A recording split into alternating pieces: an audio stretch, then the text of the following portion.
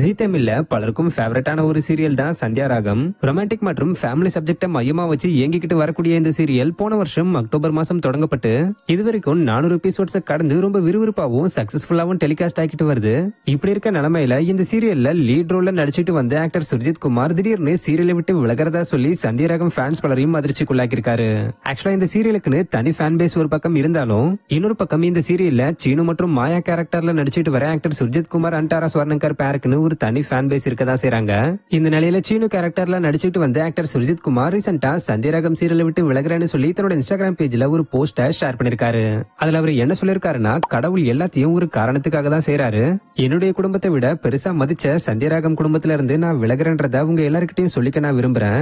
என்ன நம்பி என்ன ஆதரிச்சு என்ன வடிவமைச்சு இந்த அளவுக்கு நான் நடிக்க அனுமதிச்சு ஒரு நடிகனாவும் மனிதனாவும் முன்னேற ஹெல்ப் பண்ண டைரக்டர், ப்ரொடியூசர், ஜீ தமிழ் கோ ஆர்டிஸ்ட், டெக்னீஷியன்ஸ் மற்றும் ஃபேன்ஸ் எல்லாருக்கும் நன்றி. உங்க எல்லாரையும் நான் நேசிக்கிறேன். எதிர்கால முயற்சிகளுக்கும் எனக்கு இதே அன்பும் ஆதரவும் கிடைக்கும்னு நம்புறேன். நன்றி சுர்ஜித்னு சொல்லி முடிச்சிருக்காரு. ஆக்சுவலா இங்க இவர் விலகிறன்னு மட்டும் தான் சொல்லிருக்காரே தவிர விலகிறதுக்கான காரணம் என்னன்றத சொல்லலன்றது குறிப்பிடத்தக்க விஷயம். ஆக்டர் சுர்ஜித்தோட இந்த ஒரு முடிவு அவருடைய ஃபேன்ஸ் பலரையும் வருத்தமடைய வச்சிருக்குன்னு தான் சொல்லணும். மேலும் இந்த சீரியலை விட்டு நீங்க விலகிறத என்னால நம்பவே முடியல. ஏன் இந்த சீரியல்ல இருந்து விலகுறீங்க? உங்களுடைய கேரக்டர்ல வேற யாரையும் நினைச்சு பார்க்க முடியலன்னு ஃபேன்ஸ் சில பேர் வருத்தப்பட்டு கமெண்ட்ஸ் பண்ணிட்டு வராங்க.